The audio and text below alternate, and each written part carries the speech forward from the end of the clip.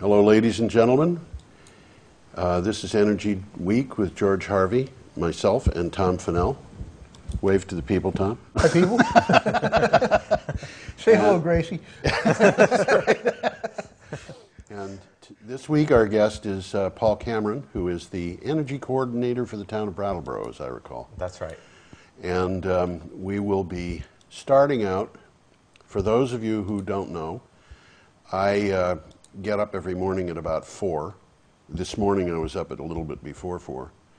And I look through the news. I do web searches and find the things that I think are interesting that relate to energy and global warming. And I put those in a blog, which is geoharvey.wordpress.com. You can visit it and see on a daily basis what I find. And I write about energy for Green Energy Times. And I figured that doing that, it would just make sense to be able to sum it all up once a week. So that's why BCTV has been good enough to have us in. And I guess we will just launch into the week's news. Starting last Friday, this I thought was really interesting, this first item. It's not a big item because it's not something that is coming to market yet, but it tells you where we're going. A U.S. renewable energy startup says it has developed effective scaled-up production methods for spray-on solar PVs.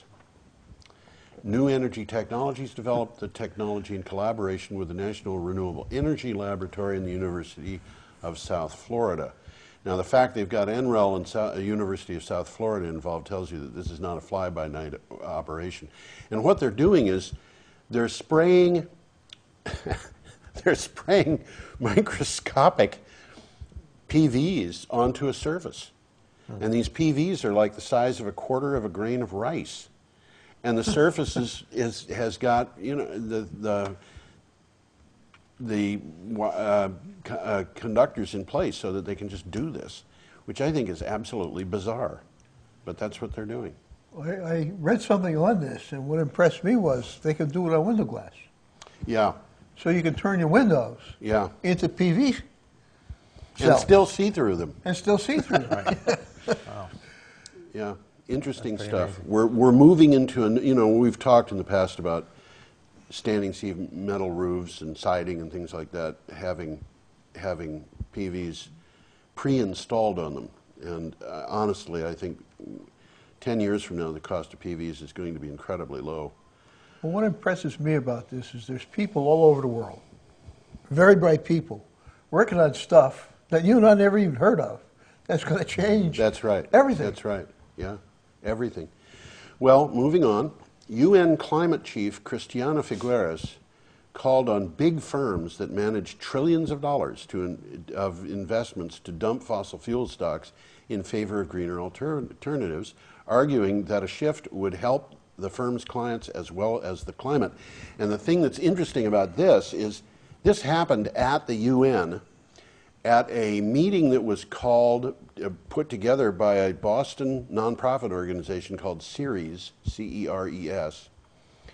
And they had 500 organizations there. She wasn't just doing this in a press release. Mm-hmm. This is real stuff. She was 500 organizations whose... They weren't the Boy Scouts. They weren't the Boy Scouts.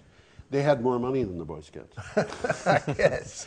These people have $12 trillion of investment, and they want to know how fossil fuel organizations are going to survive global warming.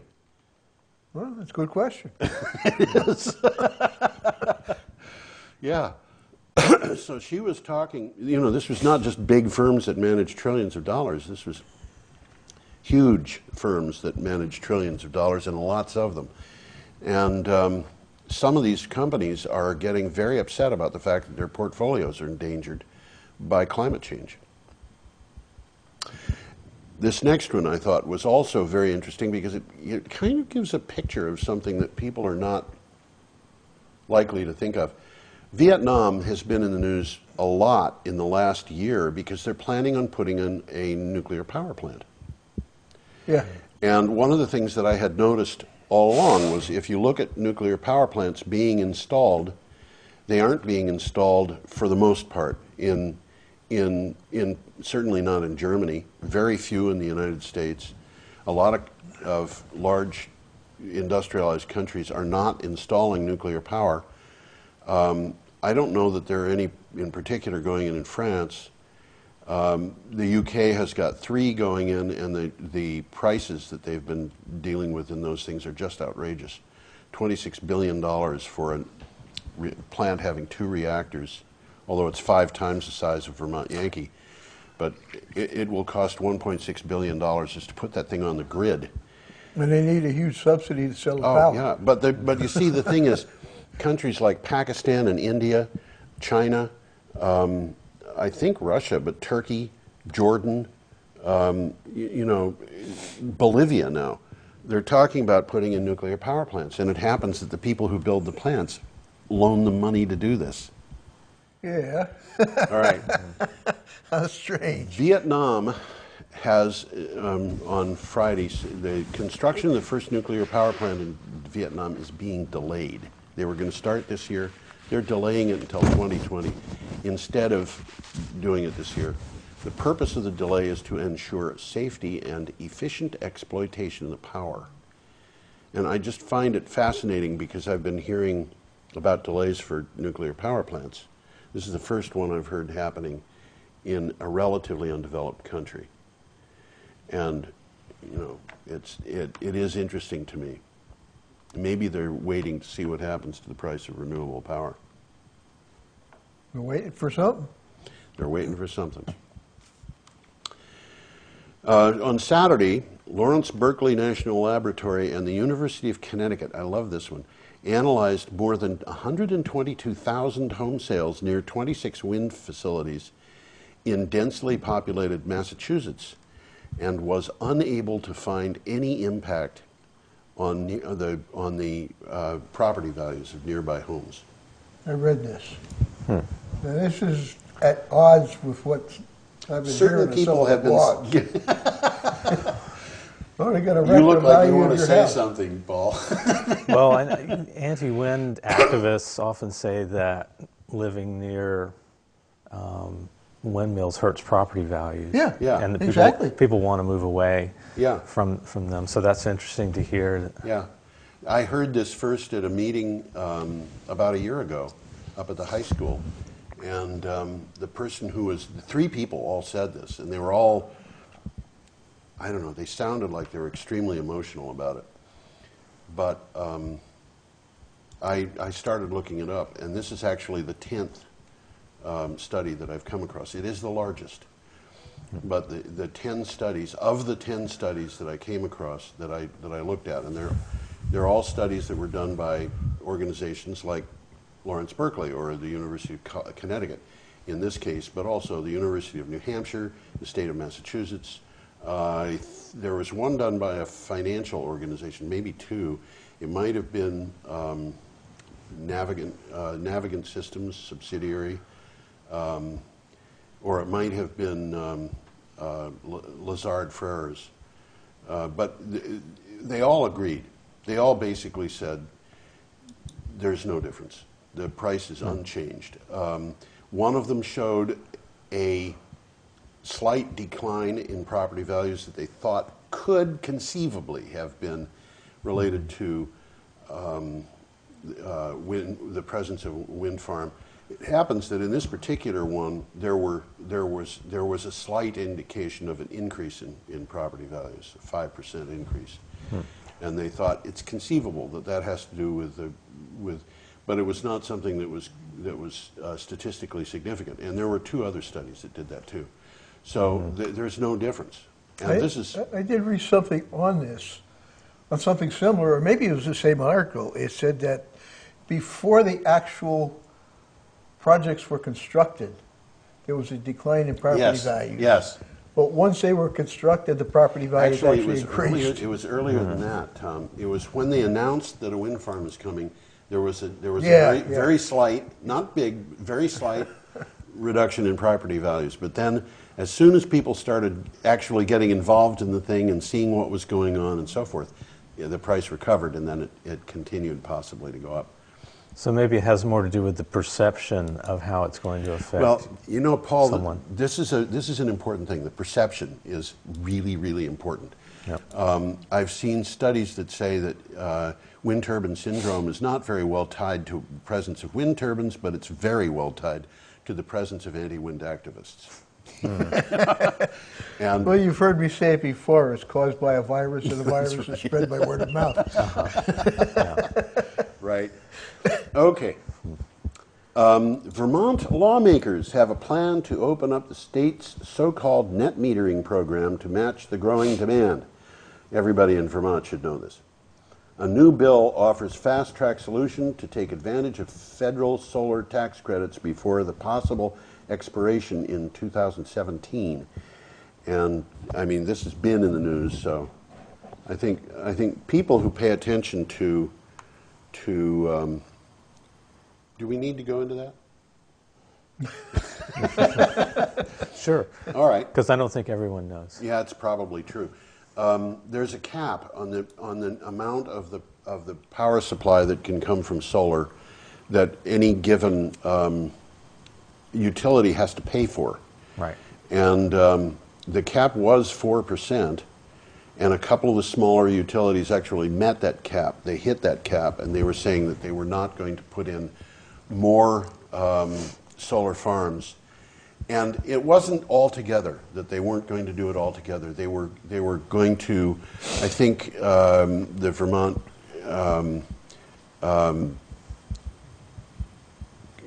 what is it? The cooperative, the Vermont Electric Cooperative? Electric Cooperative, yeah, said that they were still honoring installations of 5 kilowatts or less, I think, but that's a home installation. Mm-hmm. But there were people who and nationally this has been a problem. You know, in Hawaii they've had problems where people just couldn't hook in because the utilities were saying no. But what they're planning on doing is opening that up and allowing more to go in. And so it is a story that's important in Vermont. Yeah, I think that's a really positive development. That the legislators are responding to the demand for more solar power, Yeah. and they're lifting the caps Yep. on what the utilities can develop. So that's great. That's good news. Okay, next, Sunday, the 19th of January. Germany's economic minister wants to cut the support price paid for electricity from solar and wind generators by about a third by 2015, according to a draft proposal for the government. Now, we will get back to this in a later news thing because this came up again today.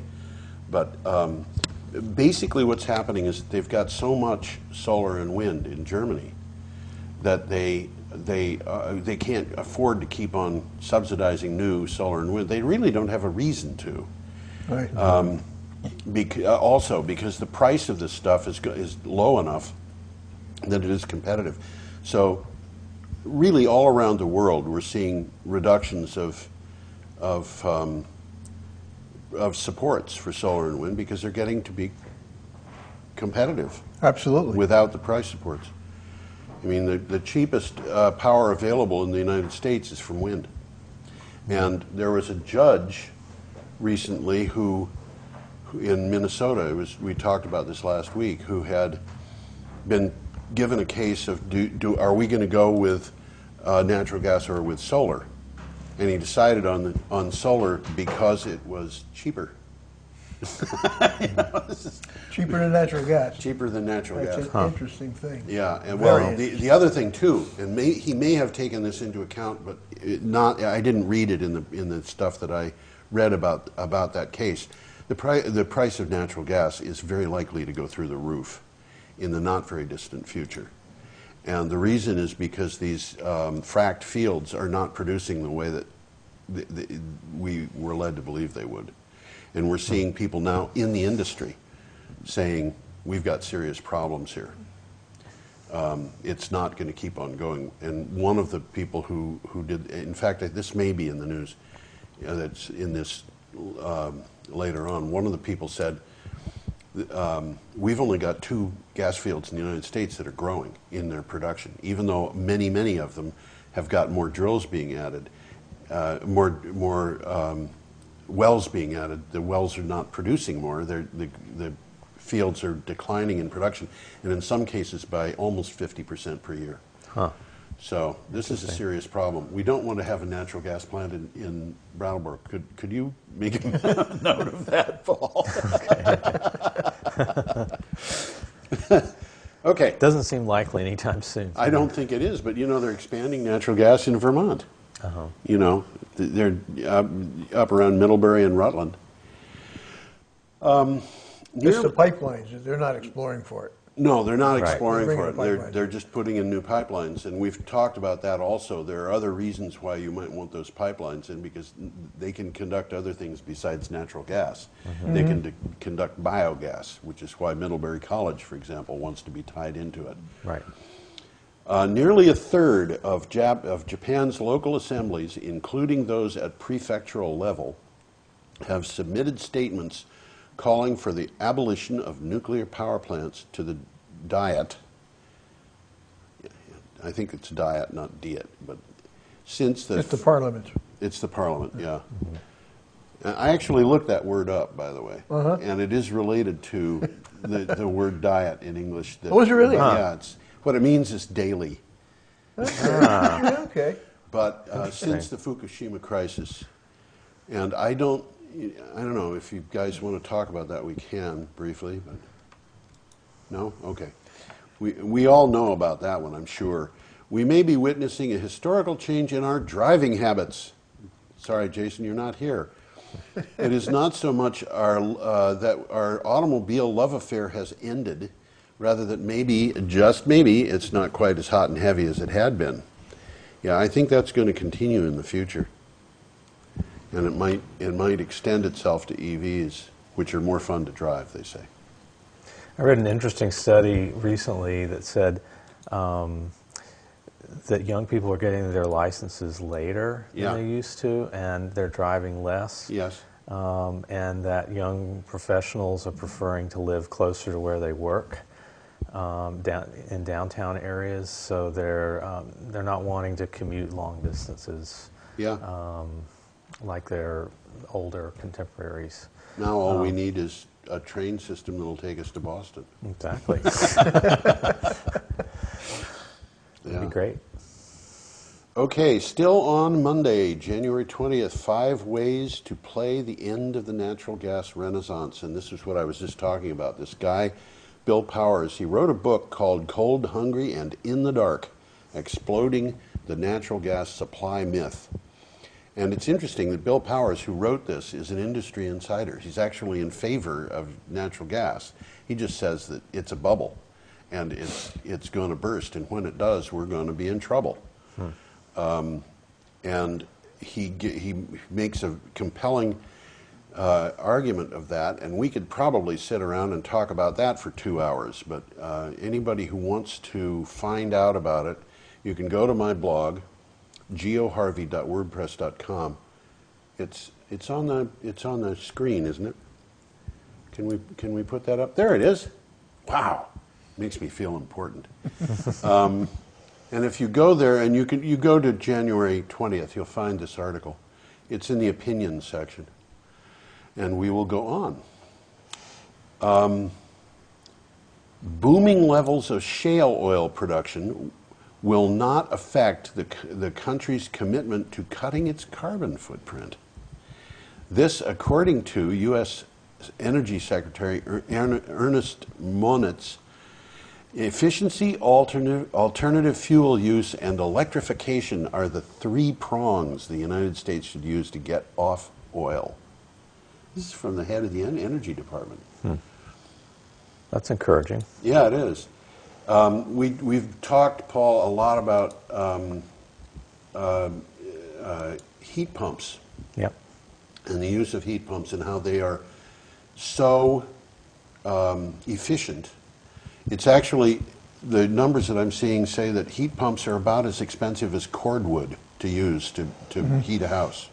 Yeah, they cost about half as much as using fuel oil per BTU of heat delivered. So they're extremely efficient and very cost effective. Yeah, we actually had an article called "Cut Your Heating Bill in Half" in the last Green Energy Times, and it was exactly what you said. You can cut your heating bill by 50% just by having an air source heat pump, actually, or two. And Tony Klein, who is an important person in the state House of Representatives, has put a heat pump into his house. You know, and he commented on that. We had a nice picture of him when he was in his early 20s with long hair. Now, of course, he's got no hair at all. Oh, well. Funny how that happens. Yeah, but in his case, I think it happened on purpose. Okay, Tuesday, the UK government faces criticism for failing to make people aware of the fact that heating systems could trim bills by 45%. They're failing to tell people that they should be getting heat pumps. And they're getting a lot of criticism for it. The energy situation in the UK is bizarre. I don't understand it. It's almost like the country wants to spend as much money as it possibly can. A new report yesterday shows a widespread lack of awareness from the public about switching to renewable heating. And an air source heat pump is considered renewable. Mm-hmm. You could hook it up to your PV system, and you know, if you've got a net metered PV system, you could just run it. So right. The PV is running the heat pump. So not right. only have you stopped having electric fuel, bills, you've stopped having heating bills here in Vermont. Yeah. And you're off of fossil fuels, too. You're off of fossil fuels, that's right. In Australia, a new report suggests that improving economics for solar and battery technology mean that by 2020 it would be cost effective for new housing projects and regional towns to employ standalone power systems and go off-grid. Huh. And you know what? The numbers that I'm seeing, I think it's going to happen before 2020, and it's going to happen in the United States. It's going to happen right here in Brattleboro. We're going to find that it's cheaper. It's going to be cheaper to go off-grid for the town. You know, and what is a grid? It is what it is to a person who's off-grid. It's not entirely off-grid, who's grid-tied, but has its own system. Yeah. It's a way of balancing the load. It's a way, you know. Well, here in southeastern Vermont, we've got some good sources of hydropower. Bellows Falls, we've got Vernon, we've got Searsburg, or is it Wilmington? Well, you know, there's a guy named James Perkins who runs that company called Little Green Hydro. Mm-hmm. And I asked him to do a study. These are just little ones. I asked him to do a study of the Whetstone Brook and how much power could be generated in the Whetstone Brook using no dams, just taking excess water out of the brook, running it a couple hundred yards down, putting it back into the brook, with no change to the wildlife or anything like that. Yeah. And he said he would do that. I want to have him on this show. But you know, years ago, there were businesses along Main Street that got power from the Whetstone. There was a powerhouse right near the mouth of the Whetstone where it meets the Connecticut, and there was a belt that the water power ran that was connected to these industries or businesses along Main Street. Yeah, I believe so. So it was direct. That's the way they did things in those days. It was direct power. The water turned this wheel, which drove the belt, which these companies hooked into. And the powerhouse is still there. You can still see it right there, just below the Main Street Bridge. Is that the one that has the sign for the coal company or something on it? It's right next to that. Oh, okay. It's a brick building. Okay. Behind the coal building. Yeah. But you can still see it there. Wow. So it's been done before. The potential is there. Yeah, that's how they did things in those days. I mean, Brattleboro is here. Most of these little towns in the West River are here because somebody built a mill. Right. Yeah. Exactly. You know, basically it's all lumber, but yeah, you know, it was a mill. And when the Whetstone is running, it's got a lot of power in it. A lot of power. Absolutely. Yeah. You know, I was thinking at one time in my life of buying a house that was, somebody had dropped a tree, big trunk, into a brook.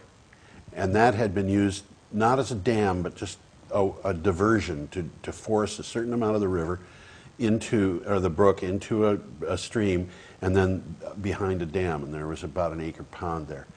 And this pond had a turbine in it at one time. And the guy who wanted to sell a place to me was an engineer, and he had done the calculation. And there was constant supply of water coming out of there. And he said he thought it was about 13 horsepower. And 13 horsepower is a lot of electricity. I mean, you could heat the entire house all year round with you know, just radiant heaters using that, and have so much energy left over. Well, we should probably keep going. Market research firm IHS estimates that only 340 megawatts of commercial grid-connected energy storage systems were installed, and I believe this is worldwide. Yeah, it is. Only 340 megawatts worldwide installed in 2012 and 2013. However, the firm is forecasting annual installations will reach 6 gigawatts in 2017, 43% of that in the United States. It sounds like a lot. Huh? That's a lot. That's a lot.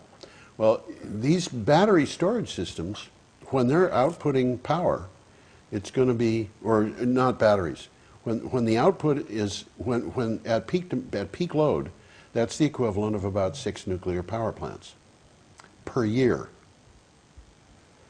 And the only thing that we need to do to keep those things operating at peak, when the peak is there, is to have power systems that will feed them when the demand is low, which we can probably do with wind power, solar, you know. Biomass. Well, biomass, of course, can be run at any time. Anytime, yep. Yeah. Okay. European Union. This is yesterday. The European Union will propose to cut the region's greenhouse gas emissions by 40% by 2030 to accelerate. All right, I'm not even going to go into that one, because the following one, which is today, it says the European Commission calls for 40% reduction in carbon emissions by 2030, 27% of energy from renewables by 2030, no national mandates. The reactions range from very supportive to outrage. I'm not sure I understand what's going on. All right, this is a difficult one to deal with. Christiana Figueres, the person who said, addressed that group and said, dump your, you know, everybody, divest of fossil fuels, invest in renewables. She said they were on track. She liked that. It was a positive signal for a meaningful 2015 agreement. There's a lot of organizations like Greenpeace very upset about this. And the reason is because it's unenforceable. And it's because they were hoping for 35% renewable production by 2030 instead of the 27% that these people came up with. But I think it's key. A key issue here is they're talking about reducing emissions by 40%. And the question of how you do that is being left to the individual countries.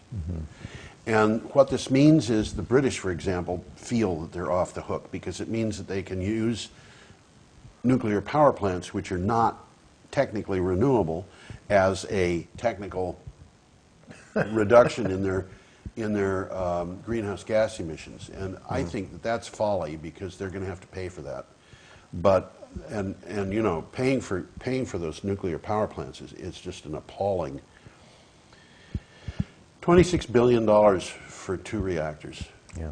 5 times the size of VY total. But in order to get investors to put the money in, and by the way, the $26 billion doesn't even tie it to the grid. It's going to cost $1.6 billion to tie it to the grid. In order to get the investors to get into it, they had to guarantee prices at double the going rate for 35 years. And then in order to get investors into it having done that. They had to open it up to Chinese investors because European investors wouldn't do it. And these people think that, I mean, it's like... I don't know, my conspiratorial mind thinks that somebody's pulling strings behind a curtain there. It's bizarre. And of course, the guy who was the head of the solar energy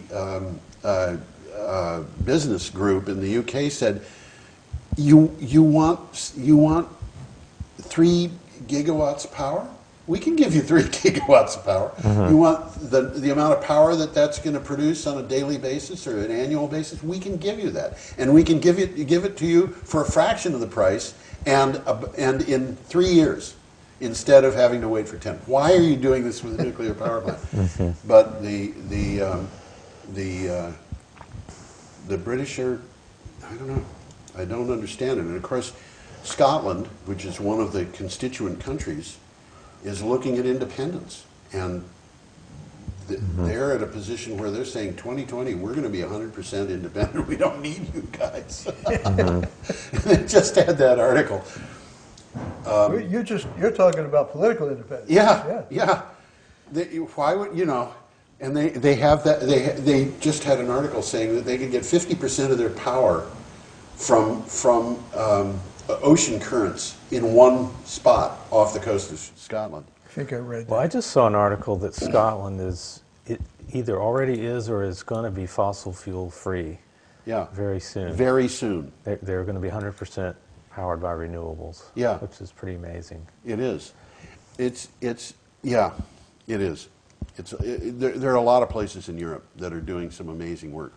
Denmark, they've had 125% of their power demand met by wind. Yeah. It's like, what? At times, but it was 54% for the year last year, met by wind.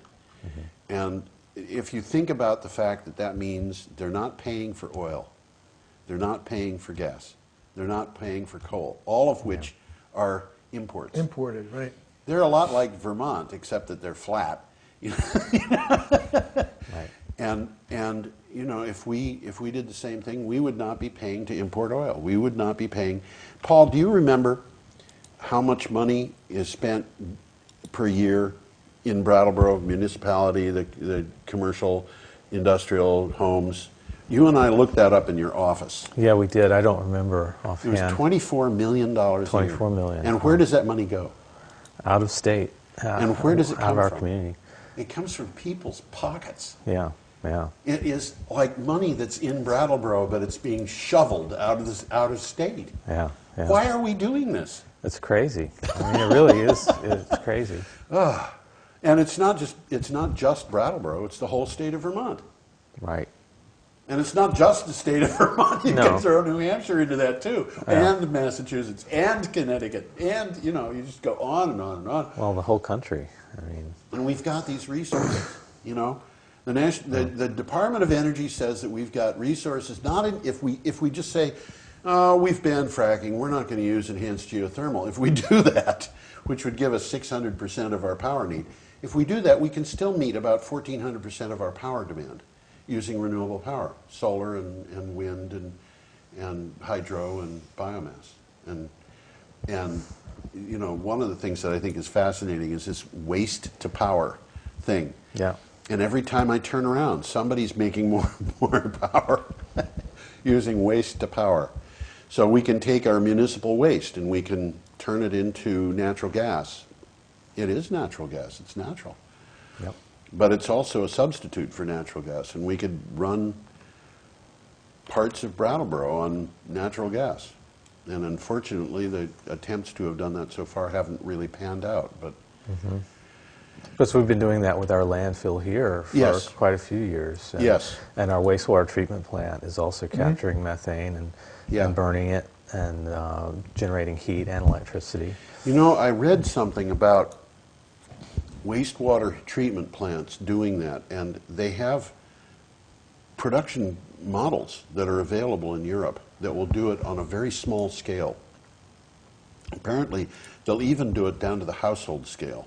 I don't know how feasible it is to capture methane on a household scale. It might be interesting to find out. But I was thinking that it might be possible, maybe nobody's thought about this, to put a couple of those things along the Whetstone Brook in order to stop using that pipe.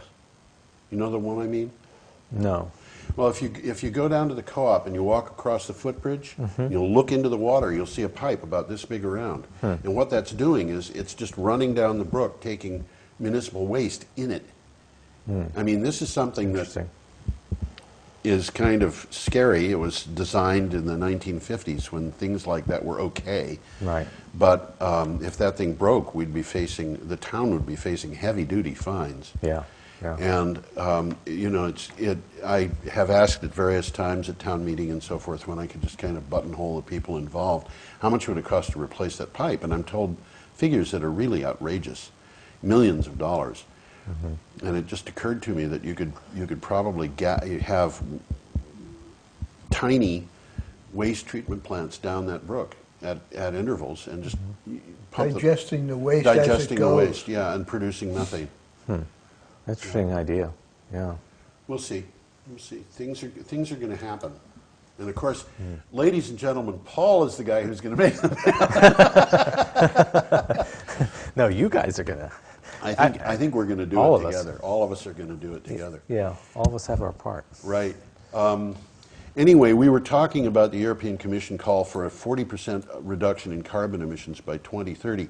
There was an interesting article that I didn't put in this that appeared recently where somebody did a study and they basically said that by using less than 1% of the gross national product of those countries, they could achieve that goal. And you see, there's an important thing here that is important about this business of renewables. If you wanted to get 40% reduction in carbon emissions and achieve 27% of the power coming from renewables, how would you do it? And my guess is that the answer is going to be efficiency. That's a huge part of it. Huge part. I mean, there's so much potential for increased energy efficiency. I mean, there's just so much waste in our homes and our businesses, particularly in our homes. We just waste so much energy. Why are we heating the outdoors? Yeah, exactly. Exactly. Doesn't make sense. Point, why are we paying to heat the outdoors? Exactly. Well, that money, like you said, is just going right out of our communities. It could be staying here and doing something, creating jobs and building our local economy. Well, the first thing it would do would be to create jobs. Yeah. You know, I mean, so many jobs could be created around energy efficiency. It's just I looked at. I'm trying to think of what Freiburg am Breisgau, I think it is, city in Germany, which was, you know, it had an election that put the Greens in power, and they started really pushing this green thing. With the result, interestingly enough, that they created something like 10,000 jobs in that city, which has about a third of the population of Vermont. And as I thought about that, I thought, yeah, it would be absolutely reasonable that by going heavy duty into renewables in Vermont, we could create 30,000 jobs. There's no question in my mind that would be the case. And it would be all kinds of jobs. It would be all kinds of jobs. It would be everything from foresters and farmers. A lot of farmers make a lot of money on renewables these days. This is a big deal in the UK. A lot of the renewables in the UK are because farmers, something like 45% of the farmers have got renewable stuff going on somehow. But, okay, the new cabinet of Chancellor Angela Merkel's conservatives and center-left social democrats. I have never been able to figure out. And a lot of countries do this, but you know, to an American, it just doesn't make a whole lot of sense. It's like the Tea Party and the Progressives get together. That's right. Interestingly enough, they do sometimes, and on renewable power they do. And it's interesting to see that there are Tea Party states. There are states where the Tea Party is very, very into renewable power. That's correct. And you know, there are reasons. There's nothing more democratic than solar, you know. Yeah. Absolutely. They have endorsed key points of a planned revision of the renewable energy law, this Energiewende in Germany, in a bid to limit subsidies and price hikes. And my take on this is they're looking at this thing and they're saying, when we get over 50% of our power from time to time and over 25% of our power continuously from renewables, they don't need subsidies anymore. Mm-hmm. So we're going to reduce the subsidies by a third. And of course, the turbine manufacturers are squawking about this and so forth. But I think there's a point where you just don't do that anymore. Well, the point of the subsidies is to encourage the development of these new technologies. Yeah. Mm-hmm. Once we've reached that point, we don't need the subsidies anymore. Yeah. Right. We ought to tell that to the oil companies. Well, you know, we've talked about this before. The oil companies, I think, are in deep, deep trouble.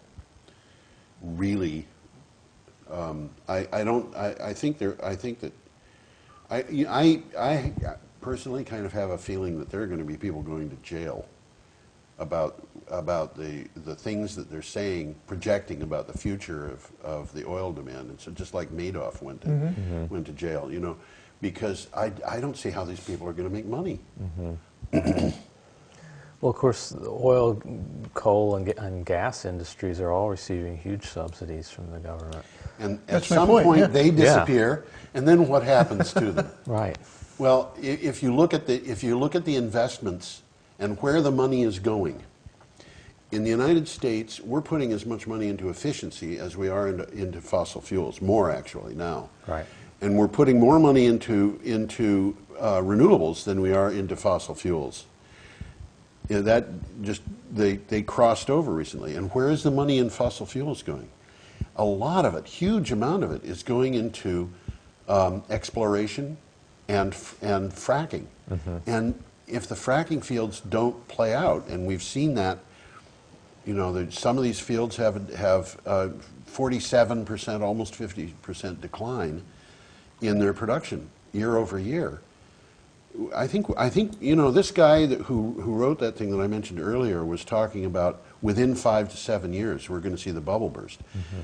Personally, I think it's going to burst before that. Mm-hmm. I think it's going to burst well before that. And one of the things that could make it burst is, what do they do when we stop giving them $545 billion a year, Right. worldwide? Yeah. What if it really was a level playing field? You know. Yeah. How well would would renewables do then? Yeah. You know. Well, but it's a loaded playing field right now. It is in favor of fossil fuels. Yeah. Yeah, and there are a lot of small countries in this world who can look at this and say, why are we giving these people money? We can use that money for other stuff. Yeah. You know, and if they were to invest it in landmines, it would at least take it out of the atmosphere. Right. Yeah. Yeah. And the last item that I have here is Volvo construction equipment site, and I'm not going to try to pronounce the sound. It's BRAAS and the second A has a little circle over it. And I don't pronounce Swedish. I can pronounce Welsh, but I can't pronounce Swedish. Completed its journey towards becoming a carbon dioxide neutral site. It is the first construction equipment production facility in the world to be powered entirely by renewable energy. It's just Wow. I don't know that really by itself does much, but it certainly makes a point. It does, yeah. You know, I'll tell you what it reminds me of. Years ago, I worked for about a year in a patent office in Washington, D.C., working on patents. And I told one of the attorneys there that I wanted to do something with my life that would combine three passions. And this guy appreciated this because patent attorneys all have to have technical expertise. And he had come from the background of being a naval architect. And I said, I want to do something that it has to do with high tech. I want to do something that has to do with maritime shipping, and I want to do something that has to do with music, and they all have to get combined. He looked at me and he said, how do you do that? And I said, well, I would build a ship, and it would be the world's first nuclear-powered collier. And he said, what does that have to do with music? And I said, I'd call it the Cole Porter. I think I should be... I think you should be shot for that one. Anyway, I think... I wonder about this place. Are they really 100% fossil fuel? How do they get those? How do they get the construction equipment out of the building without filling it with oil? They're working on it, though. Wow. They are. So you were talking, Paul. Now that we're done with all the news, you were talking about what, the Keystone Pipeline? Yes, apparently. I'm going to fold this up. This week, oil is flowing through the southern leg of the Keystone Pipeline, which I believe. This is where, like in Texas? I believe it runs from Cushing, Oklahoma, south to Houston. Okay. And that part has been approved and then built. And so oil is running in that part.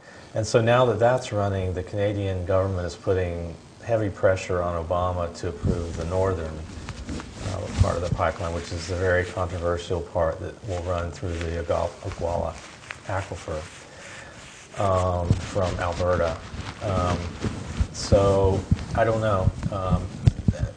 I just got an email from an activist group asking people to send emails to Obama.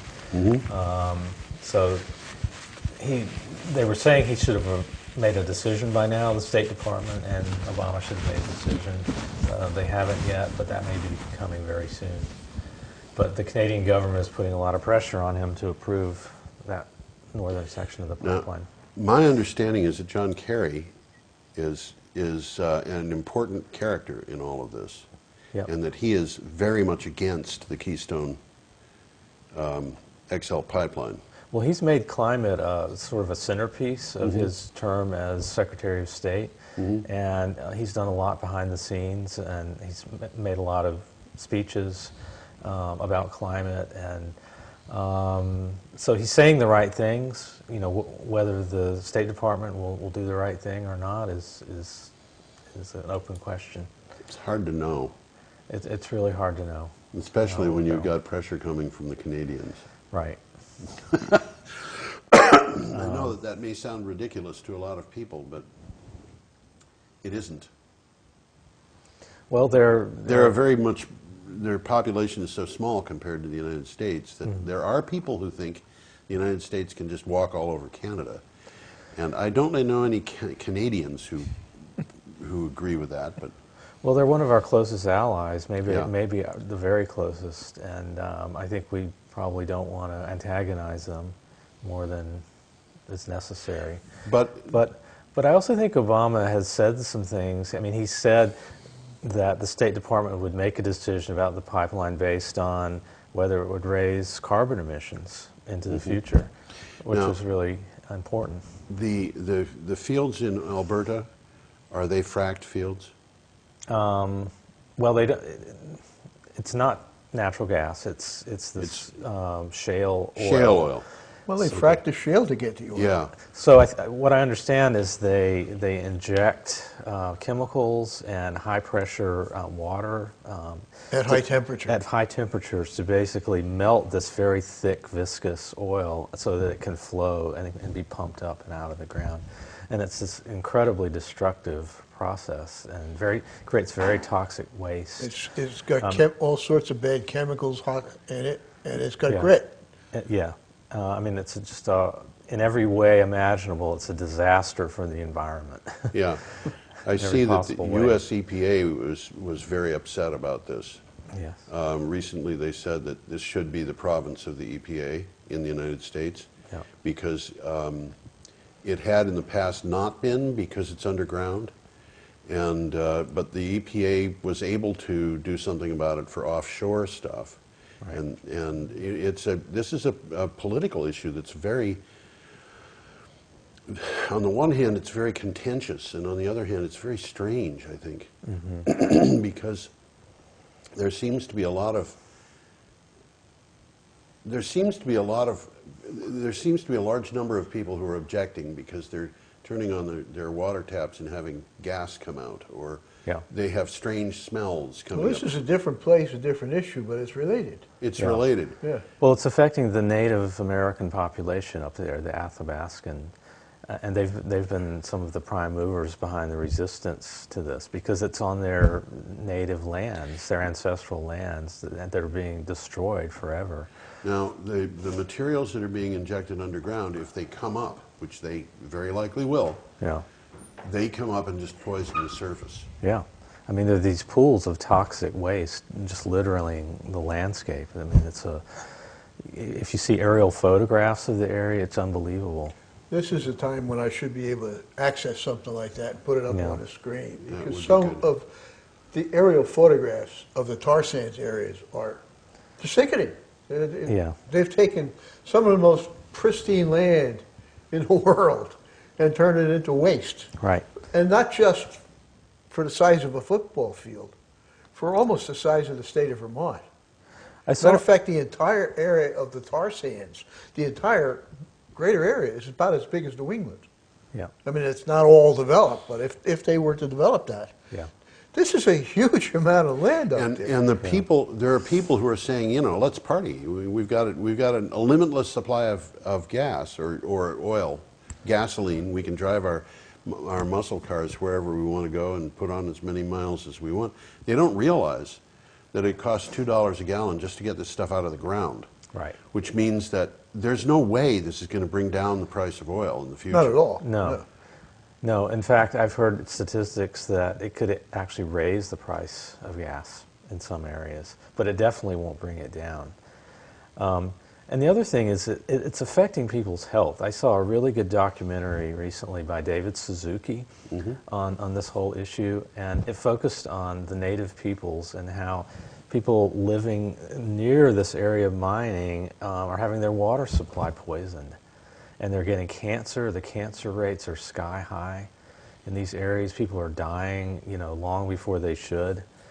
And it's They're poisoning the river. They're poisoning the river, and they're poisoning the water table Yeah. that these people are getting their drinking water from, and they're getting these astronomical rates of cancer. And finally, the Canadian government denied it, but finally they were forced to admit that they were poisoning these people's water supply. So that was a positive step, but the mining is continuing, you know. So they're saying it's okay to poison their water supply.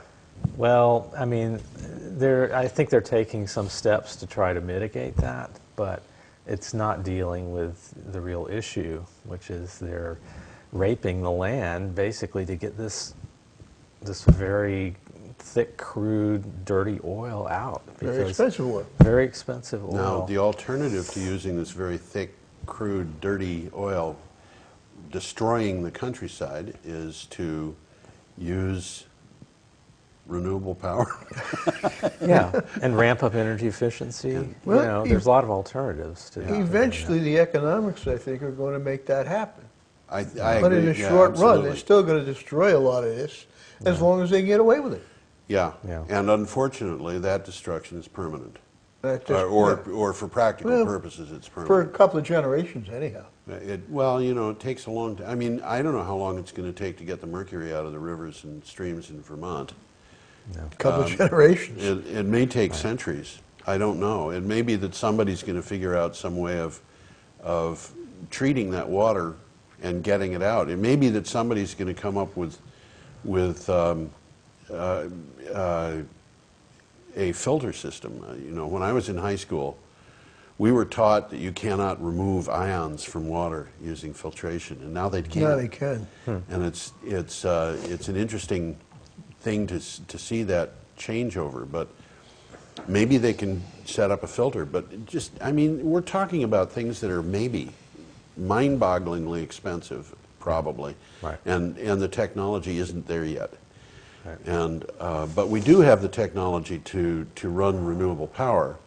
We do have the technology to turn to efficiency. Yeah. Absolutely. By the way, people out there, I mentioned I'd love to be able to show you some pictures of the tar sands. If you're not familiar with what's going on up there, Google tar sands and then look at images. Yeah. You're going to get page after page after page of what they're literally doing right now, what it looks like today. Yeah. And it looks like a war scene. I think a war scene wouldn't be as bad. Yeah, it looks like, you know, something from a movie about the apocalypse, you know. It's just unbelievable what they're doing. And this issue with this pipeline being built is that it will speed up that process because they'll have a way to get that oil to Well, that's a port. what it's about. It's Yeah. about marketing the oil. Right. And Which so if they don't have the They pipeline, intend for us to convert it to gasoline Right. to ship to China. yeah. The Yeah. Americans aren't going to benefit from this at all. It's Matter of just fact, crazy. you mentioned it might cost to raise the price of gasoline. Right. If our refineries are making gasoline for shipment to China, it will raise the price of gasoline. Yeah. Because there'll be a shortage, or it will tend to diminish the amount of gasoline available here. Now, this is oil that was of the same type that was in those tankers that blew up. Yeah, So this is the stuff which is too full of gas. that's another problem. Yeah, Right. And this it's is- carbonated, It's carbonated. like yeah. Pepsi Cola. Yeah, right. There was another pipeline carrying this oil that ran across this area Canada. in Michigan that Yeah. there was a leak that contaminated the Kalamazoo River. I Kalamazoo, believe. right. It was a horrible accident. This was a year or two ago. So these pipelines, see, this oil is very corrosive. It's Yeah. full of sand and grit.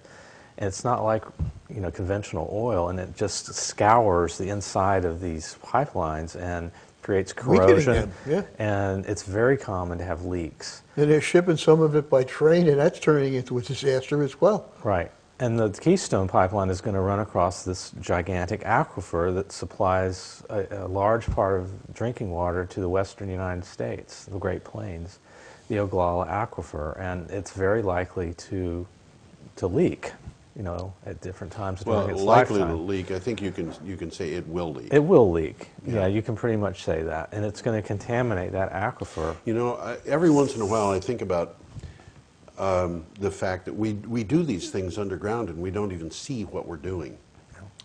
And are you familiar with the Bayou Corn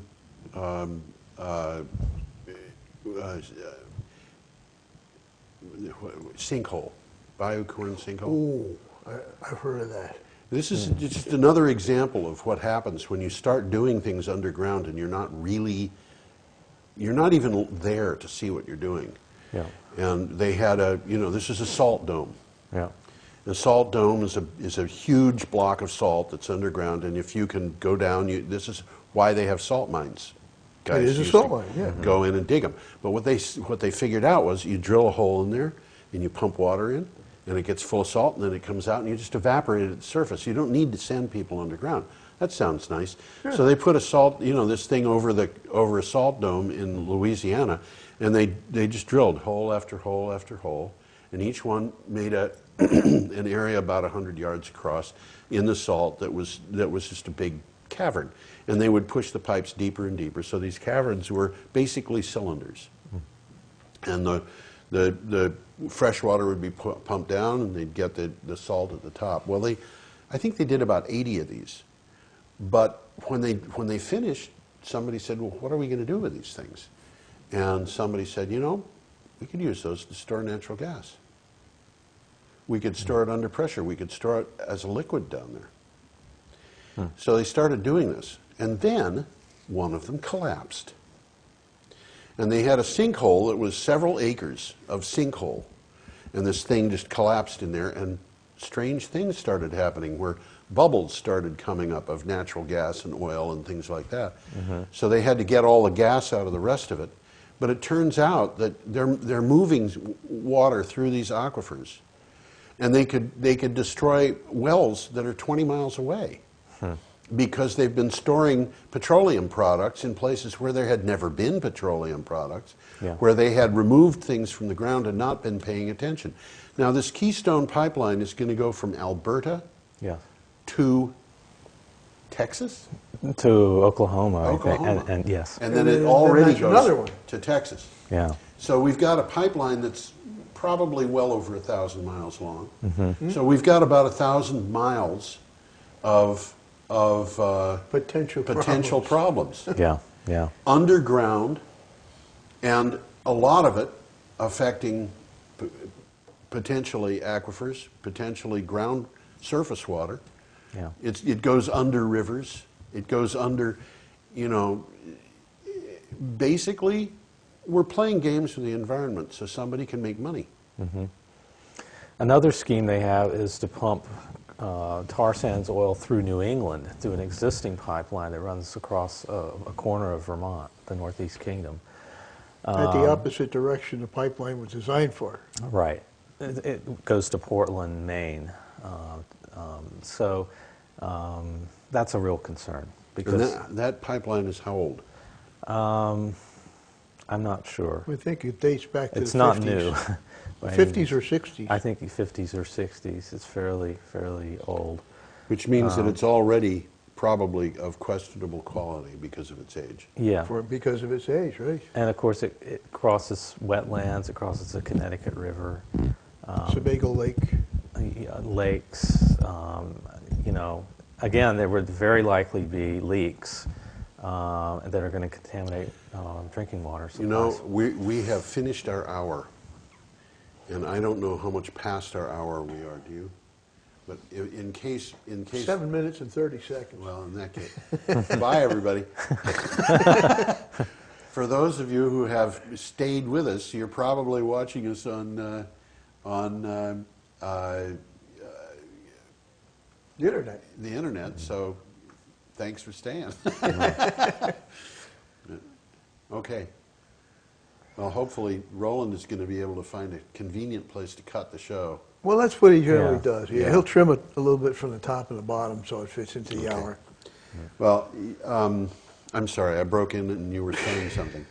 Well, I was just talking about this existing pipeline, and there's a real concern that they'll reverse the flow and they'll run tar sands oil through this pipeline, and there'll be leaks and problems. And so there's a very well organized movement from 350.org and others to resist that. Now, that pipeline, as it currently exists, is carrying natural gas? No, it's carrying conventional oil Conventional from oil. Portland, Maine to Canada. Yeah, it's bringing in Middle Eastern oil. Bringing And it in, was bringing it up to Canada to be used up there. right. We're not refining it or anything, we're just shipping it, is that correct? I believe that's right, yeah. And now they want to take that same pipeline and run it the other way, full of this dirty, gritty, chemically corrosive liquid. Right. Sounds like a winner to me. They have to get rid of it somehow. Again, it's all about marketing that oil from the tar sands. Well, the cost of the oil from the tar sands is prohibitive, Yeah. in my opinion. At $2 a gallon, and you're talking about oil which is of inferior quality. Now, just to give you an idea, Boeing, the aircraft manufacturer, is going to the FCC, announced yesterday, I think, that they're going to the FCC to request permission to use a fuel which is very much like biodiesel in their aircraft as an aviation fuel. And they're claiming that they've got facilities to make something like 600 million gallons of this per year, and it will cost about $3 a gallon. Now, $3 a gallon for biodiesel, what is effectively biodiesel, from a system that Boeing has developed. Why would we be paying $2 a gallon for an inferior grade of oil that needs to be shipped in the manner that we've just been describing?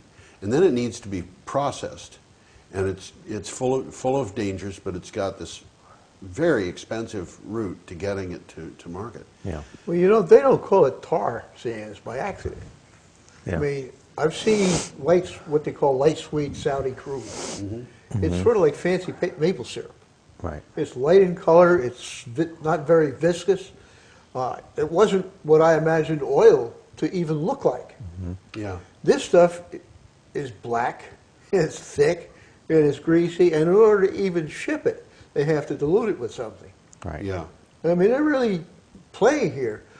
It's expensive. It It's difficult. It's difficult. Yeah. I mean, like I said, they don't call it for tar for nothing. It's very close to what they put on highways here. Yeah. I think they have to use high pressure steam under high temperatures even to get it so it can flow at all, because it's so thick and gummy. And it's chemicals. You know. And So it takes a huge amount of energy just to get it out of the ground and get it to market. I mean, Now, it's amazing. Paul, do you know if this stuff is heavier than water? some I don't of it know. is. Some of it is. I don't know how much of it is, but Which there is. means that you could have a leak And it'd fall to and the it would bottom. fall to the bottom. Yeah. And you might not know that you've got a leak. Yeah. That kind of thing happens every once in a while. Well, that's happened, I think, with this leak in Michigan. I think in Kalamazoo, exactly They that blew a happened. hole in the pipeline. It was spewing oil for, a day or two before they figured it out that it was happening and repaired it. So, I mean, it's scary to think of the repercussions of running this thing over sensitive areas. Yeah. Where people get their drinking water. I mean, it's, you were talking about alternatives. There are just so many alternatives to this kind of thing that we should be pursuing, I think. Yeah. And I noticed I just saw an article that all of the big green environmental organizations just sent a letter to Obama saying, abandon this whole all of the above energy strategy that he's been Yes, talking I about. saw that. That he really should be concentrating on renewables, and renewables, efficiency, yeah. and not on getting more oil out of the ground. Yeah, when you consider the business of sustainability, in fact, it's on my thing on the blog. The thing in blue says if it's not sustainable, its condition is terminal. Right. You've got two alternatives. You can go to something that is sustainable, or you can go to something that's not sustainable. If it's not sustainable, it's going to end. Right. So what are we going to do at the end? And that's where we are right now with oil. We're in my opinion, we're past peak oil. We're on the downward side of the curve. And I think the downward side of the curve is getting steeper as we go along. Yeah. And what's going to happen is those people who are smart are going to be looking for alternatives before the crisis gets to be too expensive for them personally. Right. Or for the corporations. And we're seeing that happen. We're seeing large corporations putting a lot of money into renewable power. Google being an example, but it's not even the biggest example. My recollection, and I could be wrong about this, is that the company that's putting the most money into renewable power is Walmart. Am I wrong about that? It could be. I know they're putting a lot of money into. A lot of the retail Renewables. organizations are getting into it. They got flat roofs to put up solar. Right. IKEA is Yeah, IKEA is Swedish one, company. absolutely. But we just saw Volvo doing this in a factory that's manufacturing equipment. And these people, Google being one, Apple being another, but I mean, you look at Google, you look at Apple, you say, well, they're computer organizations. Yeah, but Volvo is not. And IKEA is not, and Walmart is not. And these people are starting to look at this and say, we've got to be there and ready. I think it's simpler than that. A lot of it is the bottom line. How much money are we Absolutely. going to? That's what's making it happen. But some of them, this thing that Christiana Figueres was doing at the United Nations, she was addressing investment companies. And she was saying, this is going to be a problem. You know, the series had these people down there talking about this because investment organizations, banks, insurance companies, mutual funds, retirement funds, are facing a situation where their investments are being threatened. You take, for example, a bank in Nebraska. If the Keystone XL pipeline crosses an area where they have a lot of mortgages, and there's a serious problem there. Talk about wind power reducing property values. Right. Keystone XL could really reduce property values very, very fast. Oh yeah. And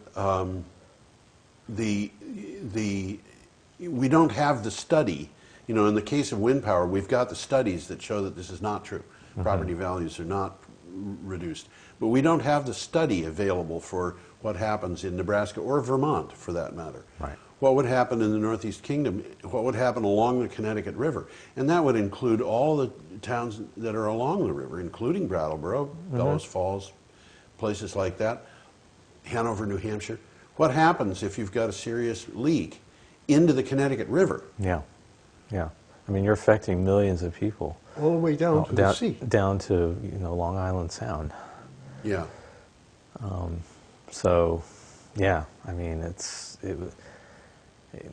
and the potential for an accident is so high, you know, because this oil is so corrosive, and you're running it through a pipeline that's quite old, and it's not suited for that kind of oil. Well, let's do it. Let's stop the thing down.